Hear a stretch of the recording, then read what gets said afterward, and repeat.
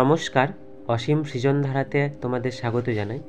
আজ আমি যে কাজটা করছি সেটা একটা উত্তরীয়র ওপরে, যেটা উপহার দেওয়া হবে এক স্বনামধন্য ব্যক্তিকে।